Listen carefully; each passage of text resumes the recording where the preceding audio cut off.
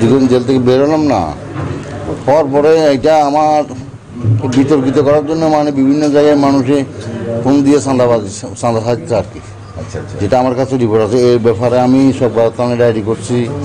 তারপরে আজকে আবার গতকালকে পুলিশ কমিশন এখানে আমি এটার জন্য পিটিশন দায়ের করছি, বুঝছেন। আজকে সম্মানটা করতে চাই যাতে আমার নাম দিয়ে চাঁদা সাজি যাতে কেউ না দেয়, সোজা কথা। এবং সেটা আমাকে হোক প্রশাসনকে যাতে জানিয়ে দেয়, এই কারণে। এই চাঁদাবাজিটা কারা করছে? এগুলো টোকাই টাইপের লোকজন, এগুলো এগুলো কোনো মানে এই টাইপের লোকজনই আর কি, যারা মনে করেন এই টাইপের লোকজন এখন অনেক বেড়ে গেছে না দেশে। আমি শনাক্ত হলেও তো আমি সরাসরি পুলিশে দিয়ে দেবো ভাই। আমি শনাক্ত করতে পারলে তো আপনার এই সম্মান করতেন না। এটা কাজ হলে পুলিশের, ওনারা শনাক্ত করবেন, কারণ ওনাদের কাছে এই ট্রেকিং করার ডিভাইস আছে। একজন লোক ফোন দিয়ে আপনাকে চাঁদার জন্য বললো, এখন নাম্বার আমি ফেলে আমি কিছু করতে পারবো না, সেই ফোন এটা বন্ধ করে রাখবে, এটা কোথায় আছে না আছে আমি তো জানবো না, কথা বুঝছেন। এই জন্য সেটা আমি বলছি তো একটু আগে।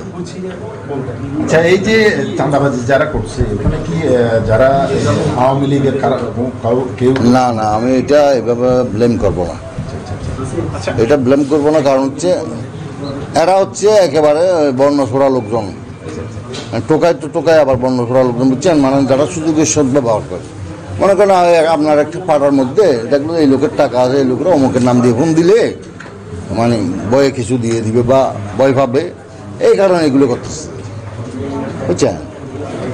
মানে আপনার সম্মান নষ্ট করার জন্য? আমার সম্মান নষ্ট হচ্ছে সেটা না, সে চাইতেছে এই লোকটাকে ভয় লাগাবে, এই নাম দিয়ে চাঁদা চাইব, ফেলে তো ফেলো 5% দিয়ে নিয়ে নেবে, আর না পেলে আমার বদনামি হবে। আমার বদনামি কি তার 10-12টা হয়েছে। একটা কোরিয়ান কোম্পানিতে, বুঝছেন, ওটা বোধহয় সাংঘা। তারপর স্কুলের মিস্টারদেরকে এটা হলো এখানে আপনার মানে বন্দর অফিসারদেরকে, তারপর আপনার ইয়াতে শিপিং অফিসারদেরকে, বুঝছেন, এই ব্যাপার। কয়েকটা উদাহরণ তো আপনি দিলেন, আমাদের কাছেও এরকম তো বেশ কিছু অভিযোগ আসে। আমি জাস্ট স্পেসিফিক দুটো আপনার কাছে যেভাবে গেছে আমি সেভাবে আমি জাস্ট আপনাকে পেয়েছি, এজন্য আমি আপনাকে এটা হচ্ছে আপনার যে সীতাকুণ্ড থানা এলাকায় এলভিএম দেখাই দেবো না, ওনাদের কাছে সিসি ক্যামেরা এসে সব কিছু থাকে না, কথা বলছেন, ফিজিক্যালি তাও চাঁদা এখন তো মুসলমানদের সবচেয়ে বড় সত্যি আমরা মানে ইসলাম মানে রাজনীতি যারা হিসেব করি তারা ইসরায়েলকে বলা হয়, সেটা যদি ইসরায়েল হয় সেটাও আমি গ্রহণ করবো না, কথা বোঝেন না। মানে চাঁদা যদি বলেছে ইসরায়েল দিবে সেটাও আমি নেবো না। আচ্ছা ভাইয়া, যাদের কাছে চাঁদা চাচ্ছে তারা কি বলছে যে আপনার নাম দিয়ে? তারা আমার মানে বিভিন্ন অ্যাঙ্গেল থেকে লোকজন দিয়ে আমার বন্ধু বান্ধবের কাছে নিউজ আসতেছে না এরকম, তা আমাকে বলতেছে এইভাবে আপনার নাম দিয়ে এখানে চাঁদা চাইছি। তো এরা বলছে, এরা তো বলে দিচ্ছে যে এটা অসম্ভব, তারপরে আমার তো কনফার্ম হওয়ার পর বলছে না, এই আর কি। একটা বিষয় হচ্ছে আপনার সদরঘাট থানা এলাকায় রুবেল নামে একজন আপনার নাম দিয়ে 15 লাখ টাকা স্পেসিফিক, সেক্ষেত্রে এটা এই বিষয়গুলো আপনার নজরে আসছে কিনা বা এই সমস্ত? না, এই ব্যাপারটা আমার কাছে আসে না। এই বিষয়ে আপনি কিছু জানেন না?